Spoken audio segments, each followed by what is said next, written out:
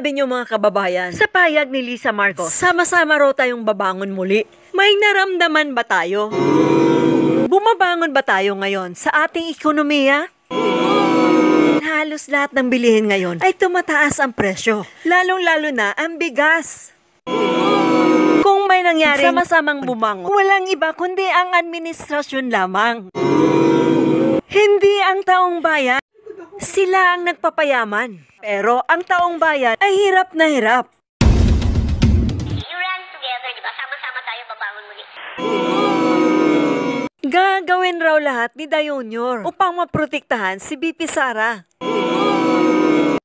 At inamin nito na ang relasyon niya kay BP Sara ay hindi maganda. Bad shot raw si BP Sara sa kanya. Nang minsang umuwi si BP Sara para sa Maisog Rally noong March, ay nahuli raw itong tumawa nang magsalita si PRRD laban sa kanyang asawa na bangag. Hanggang sa umabot pa sa punto na sadyang inisdab niya si BP Sara at nagpaparinig pa si Butod.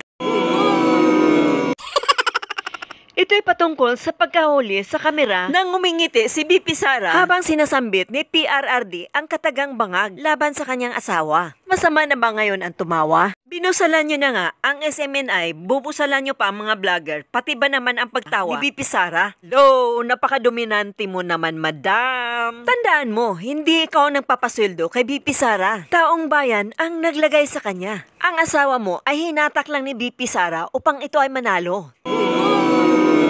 Ganon naman siya kabastos kay BP Sara eh. Mula noon pa. Cross the line.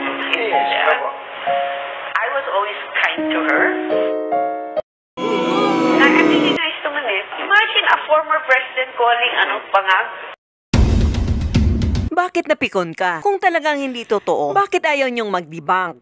File a case. Ang ginawa niyo ay patuloy pa rin nanahimik. Dahil kapag sagutin niyo, ay lalabas ang katotohanan. Tapos ngayon, nag-iingay ka.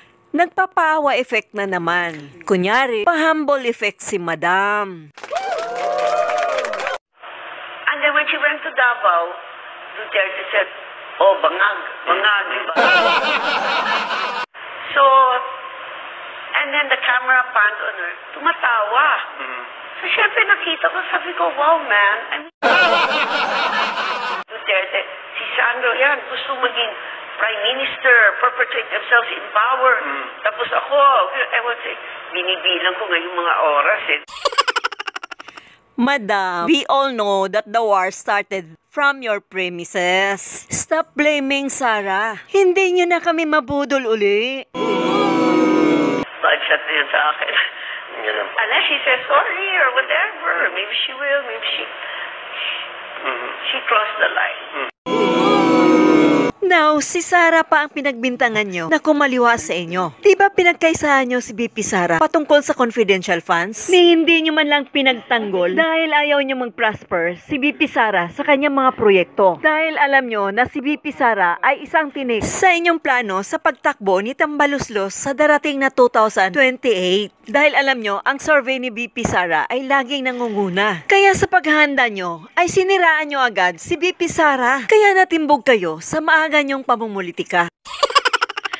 Kung hindi nyo pa pinagkaisahan si BP Sara, ay hindi sana mabuhay muli ang isyong bangag o ambisyong paggamit sa ipinagbawal na gamot na kinasasangkutan ng iyong asawang si BBM. Kaya sa pagkagahaman nyo, ayan ang napala nyo.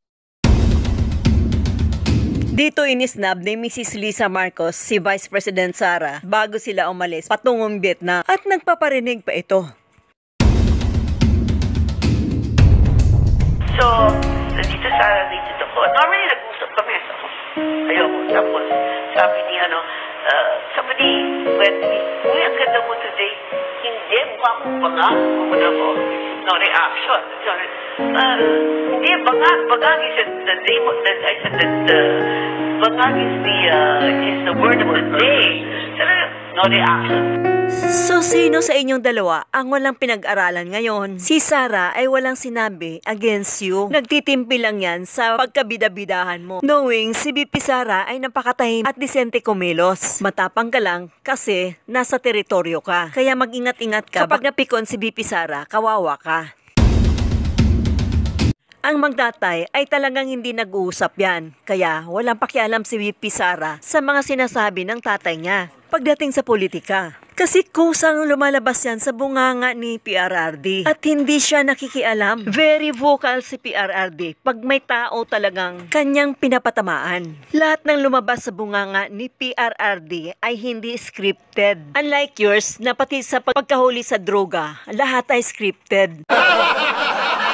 Pero alam namin ng taong bayan kung ano ang gusto mong palabasin. Gusto mong siraan si VP Sara upang maalis sa kanyang posisyon. At syempre, ang pinaka-importante ay matanggal ang isyong bangag. Gusto mong iligaw ang taong bayan sa isyong kinasasangkutan ni BBM ukol sa droga upang makakuha ng simpatiya. Sa usaping, sa simpleng pagtawa ni VP Sara. So, sa madaling salita, sa simpleng pagtawa ni VP Sara ay ikukundim mo. Pero, ang ipinalabas ni Maharlika sa pagkahuli ni BBM sa PDEA involving drugs ay tahimik kayo. Tapos itong sa tawa ni VP Sara ay nagngak-ngak-ngak ka na. Mahiya-hiya naman kayo.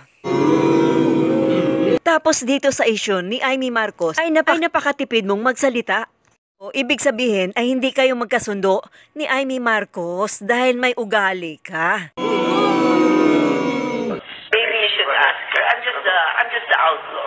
I know what line not to cross. So, Sa ubod ng kasinungalingan mo, pati dalawang kilalang vlogger ay hindi mo pinalampas. Kaya tuloy napansin ang iyong kagandahan. Napintasan ka tuloy. Panoorin natin ang buong video ni Maharlika at ni Sas Rogando.